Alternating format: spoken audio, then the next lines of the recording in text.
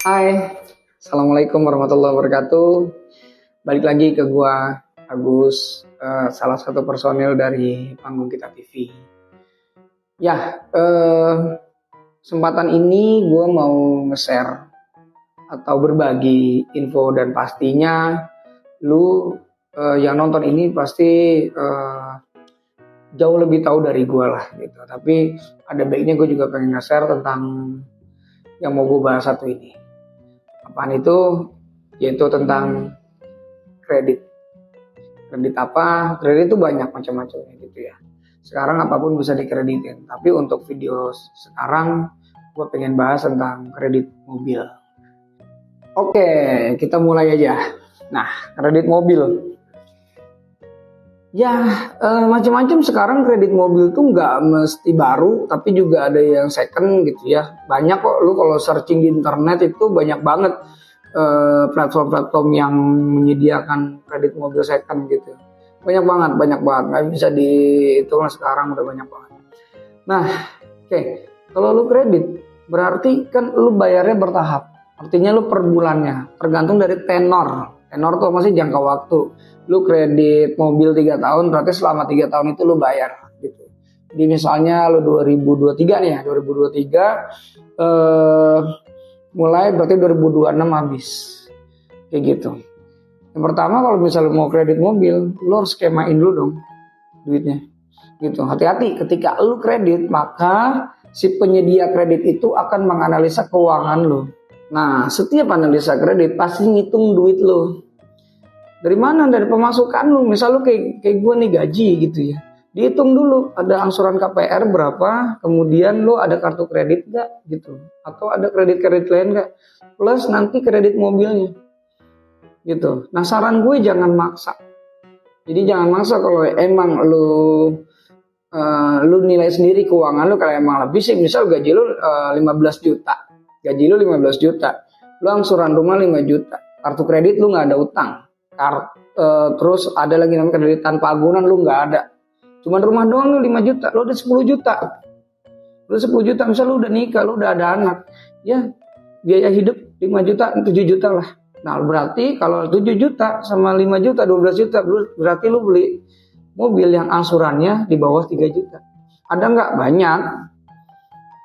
Kalau misalnya wah DP-nya tambah gede, iya pasti kayak gitu. Jadi lu kumpulin dulu buat DP-nya. Nah, buat DP, lu jangan kredit. Lu jangan KTA buat kredit. Kecuali gaji lu lebih besar dari itu. Gitu. Kalau gaji lu pas, lu jangan kredit buat DP-nya. Gitu. Yang tanpa DP ada nggak? Ada. Banyak banget, lu searching aja. Setiap lu kredit mobil, lu pasti akan disurvei tempat lu. Biasanya ya, kalau misalnya dia detail gitu, dia bahkan ngelihat akses rumah lo muat nggak mobil gitu. Jadi kalau misalnya gang kayak gitu agak susah.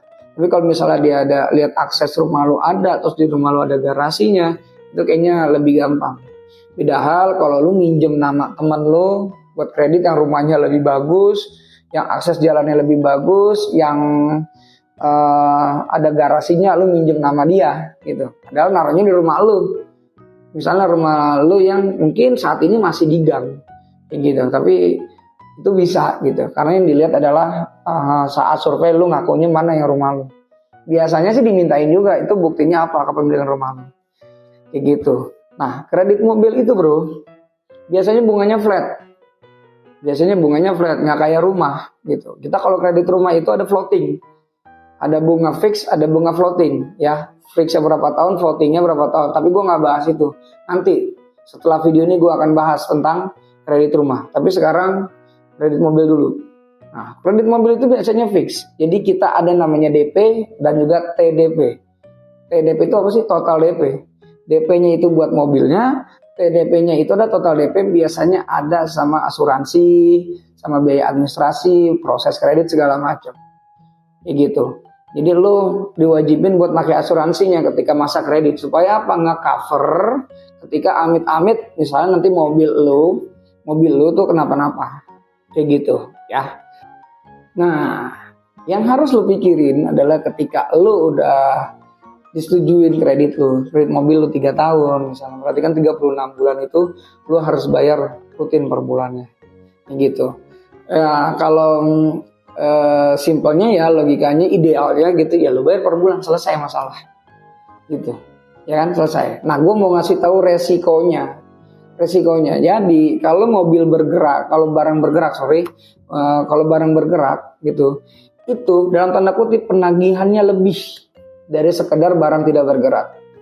Barang tidak bergerak itu apa sih? Rumah itu barang tidak bergerak, aset ya, ruko, rumah itu barang tidak bergerak. Tapi kalau misalnya mobil itu termasuk dalam kategori barang bergerak.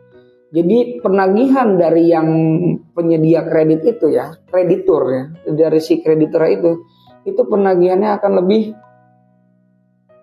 lebih lah pokoknya dibanding barang tidak bergerak gitu. 1 bulan tunggakan aja.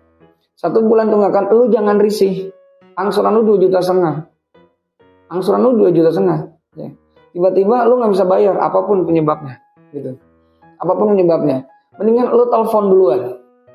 Jadi ketika lu jatuh tempo tanggal 15, tanggal 10 belum kelihatan nih duitnya, ternyata yang harusnya dipakai duitnya itu buat angsuran, ternyata kepake sama lu. Mudah-mudahan kepakainya itu karena urgent ya. Apakah itu pendidikan, apa itu kesehatan kayak gitu ya. Buat berobat misalnya, buat sekolah, nambahin kayak gitu. Nah, lu confirm duluan. Misalnya lu krediturnya finance apa gitu, lu telepon.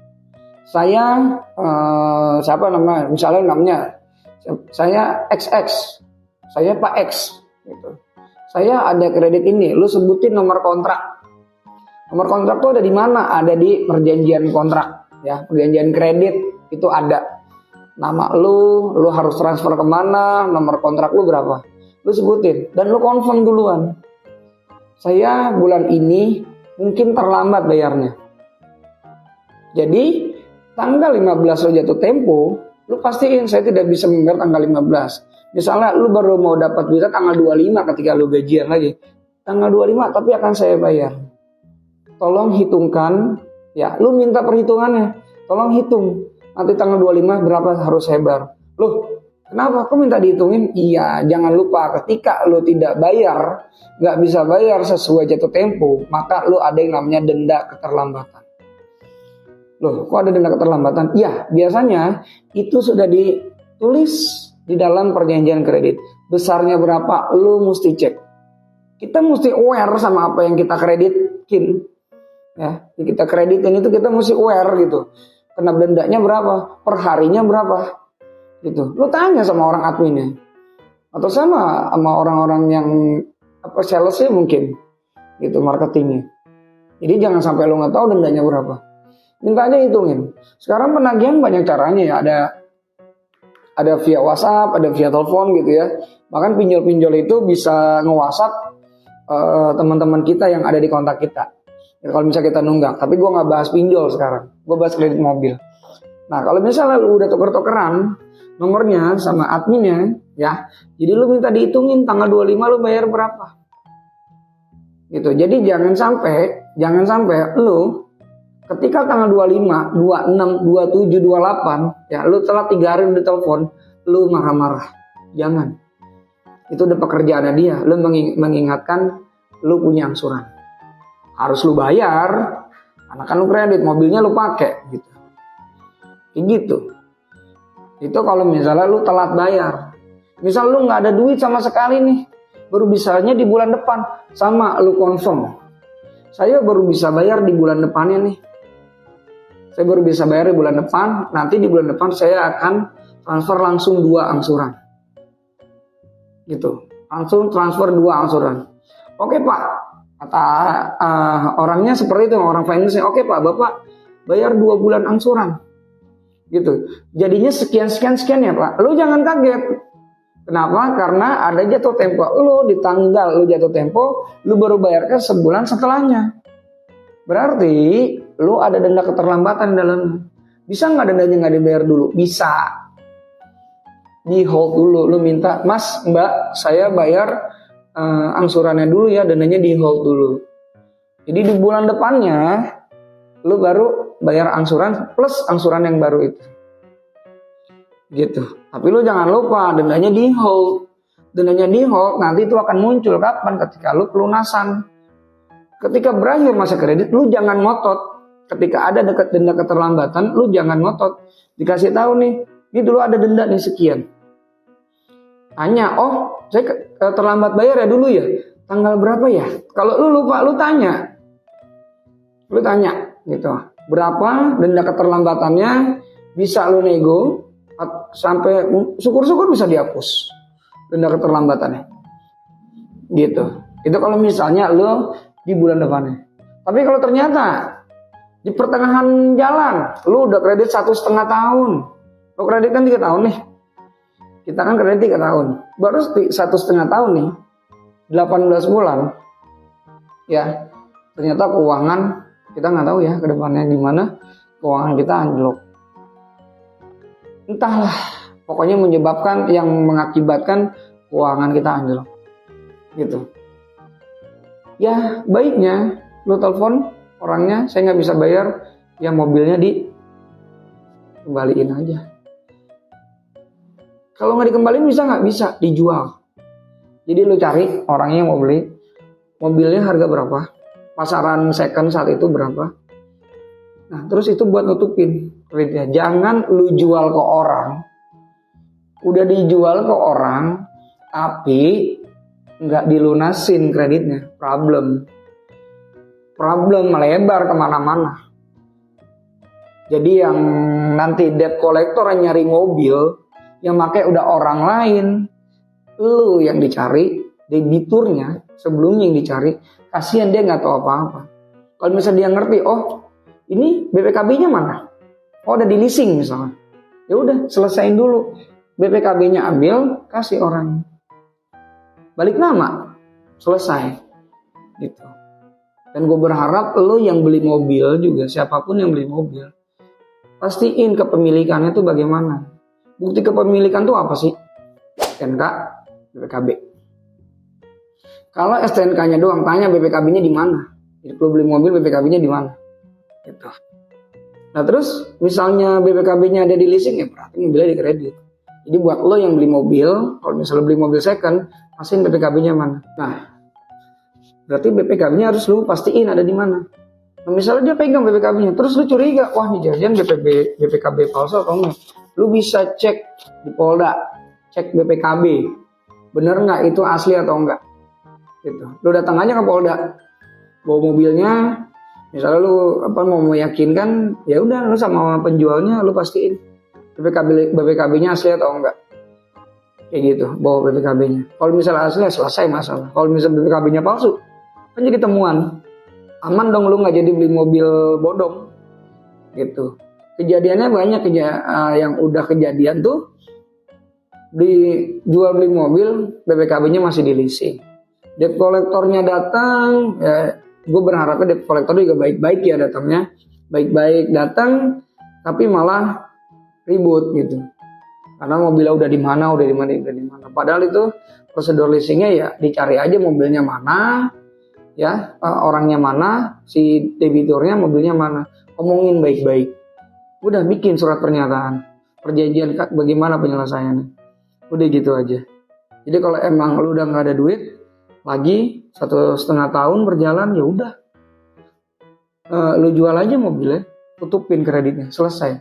Biaya checking lu bagus. Gitu. Lah, B checking, apaan tuh B checking? Nah, kapan-kapan gue jelasin B checking, oke? Ya sekarang fokusnya ke kredit aja.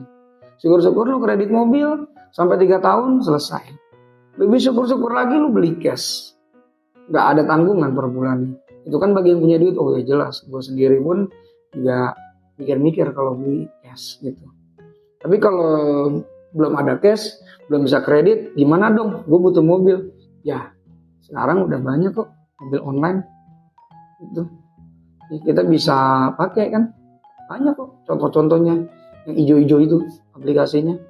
Kita bisa order aja mau kemana, kita tinggal bayar biaya ongkos, nggak mesti servis, nggak mesti rutin nyuci, ya banyak lah perawatan bulanannya, nggak bayar pajak gitu kan, mobil online. Terus kita bisa nyewa juga. Yang penting lu bisa bawa mobil. Sekarang banyak banget lu mau belajar mobil di mana, kursus mobil gampang banget. Begitu udah bisa dapat SIM lagi karena kan pakai sertifikat. Nanti ketika ngurus SIM-nya itu pakai sertifikat. Gitu. Nanti dites lagi ya lu bisa. Karena lu juga kan udah belajar, udah tes praktek. Gitu. Jadi kalau emang lu belum bisa beli mobil plus lu belum bisa kredit, ya udah. Ada mobil online, ada penyewaan mobil. Gitu. Ya, oke. Gue nge-share video ini bukan berarti gue paling tahu, gue cuma mau nge-share aja.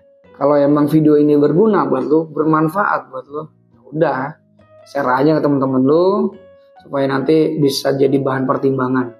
Mau kredit mobil langsung atau enggak, atau lo mau ngumpulin duit dulu beli second, atau mau ngumpulin duit dulu yang dibeli yang baru, atau nanti lo mau pakai mobil online atau lo menyewa mobil. Gantung kebutuhan lu dan sesuaiin sama kemampuan lu.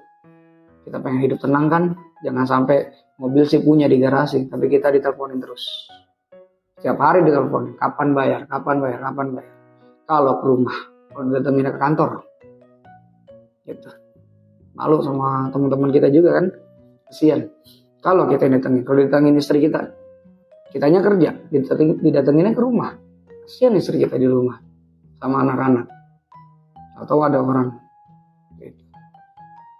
Dan gue juga nggak membenarkan juga sih kalau misalnya ada debt collector yang datang udah kasar ngomongnya segala macam maki-maki, jangan seperti itulah gitu. Yang kredit dia pasti dia tahu resikonya, kasih tahu aja gitu, resikonya seperti ini gitu.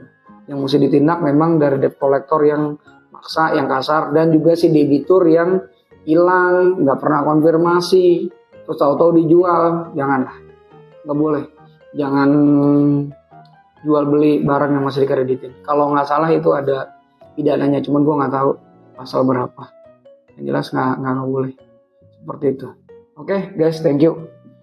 Udah jam istirahat, mau makan dulu. Hari ini gue mau makan yang mewah, yang penting nggak lebih dari 20.000. Kalau bisa udah sama minum. Kalau bisa sampai sore masih kenyang sih. Oke, thank you semua. Sampai ketemu lagi di info-info Panggung Kita TV di FYI kategorinya. Like, comment, and subscribe. Thank you. Bye. Assalamualaikum.